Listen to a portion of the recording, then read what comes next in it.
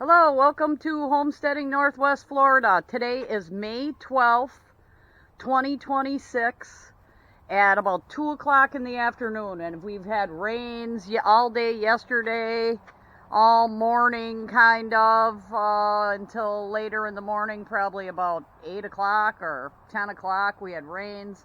And what is the temperature now here at 2 o'clock? I think it is about 70. 75, 74. Okay. Oh, and then we did a little change up here with this. I think this dog really likes to be outside. And he goes outside in his crate at night. And I can't really, with the eBay that I do, and I think he just gets confused on inside the house. And I got to yell at him too much. But Copper's doing good. Right, Copper? Yeah,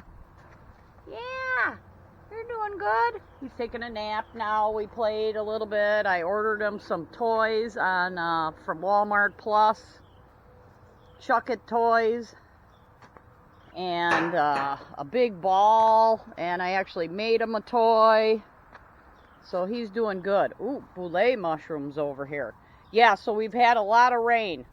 Like, here's one of my wheelbarrows. I will show you. This hammer here. And here's my first tobacco plant. And I actually topped it and took the flowers off and the other little buds, because apparently you want to make the bottom leaves really big. So that's what I learned so far. Took the flower off the top. Yeah, and it's still a little bit cloudy and dark.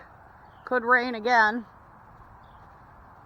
But what I wanted to show you here with all this rain is, let's see here.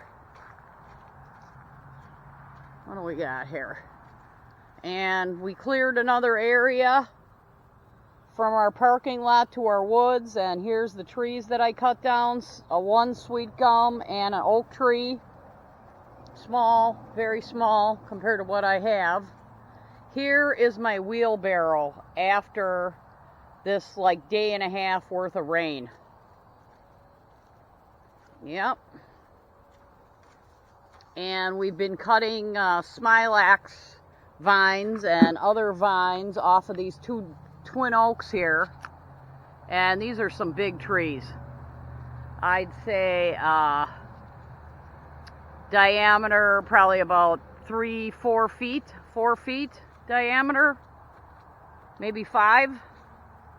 So we've been cutting the smilax, because when I first got here, the vines were going all the way up to the top. So yeah, they were really up there. And we might do something with these two trees, like make some undercover storage or something, or a tree house. So what I was going to do here is see what parts of this tree. Oh, this is pretty good, but this one's kind of dead.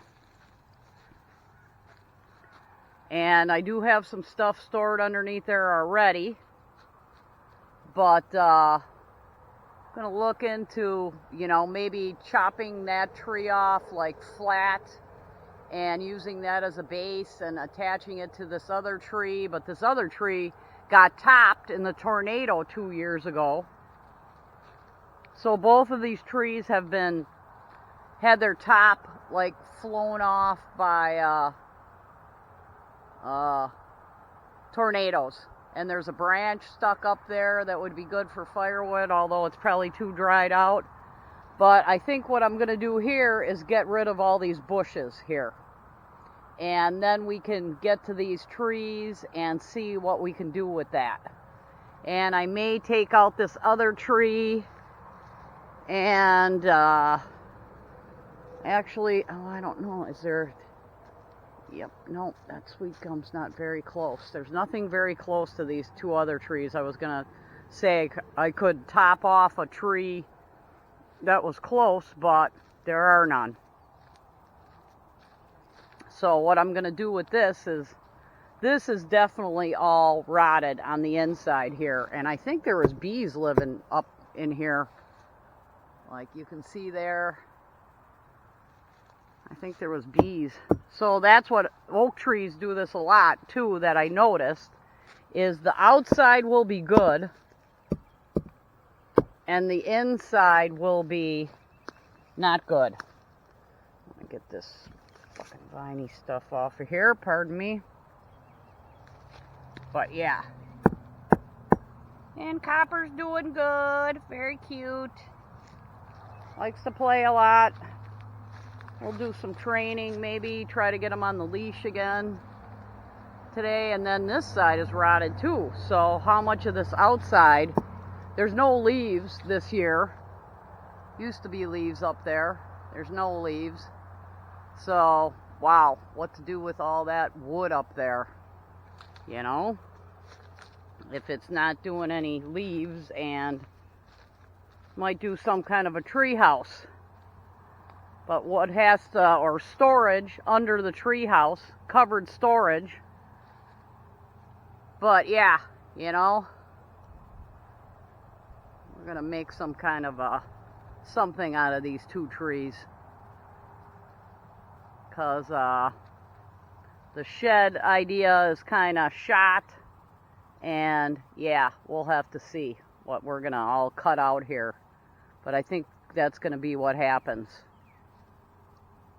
And the compost piles are doing good. I came out here early after a rain and had the cover off. And I got up really early because that's what time the dog was waking me up, like the crack of dawn. And this last compost pile was like steaming in the dawn. So it's cooking along. It's cooking along. There's heat in there, you know. So there's the 3 compost piles. And I did have like trees. Oh, here's a tree that collapsed, the sweet gum here, after it got clipped by the tornado. And this one too, clipped by the tornado. But, you know, you have to kind of manage these trees. Otherwise you get nothing but a mess. And the vines like to kill, like, oh yeah, you can see the smilax vines up there. Like that I'm gonna, you know, actually that might have been too, all the vines before I got here might have been holding that tree down from the tornadoes also, so they can be helpful and they can be hurtful. So who knows? But the whole place was vines, so what was I to do? And they were hanging in the trees and falling as they were dying, and I had big piles of vines to actually burn at one point because I chopped the bottom of them with the ratcheting lopers and killed them that way. Oh, and here's some I just ripped off of this blueberry bush. And this blueberry bush actually has some blueberries here.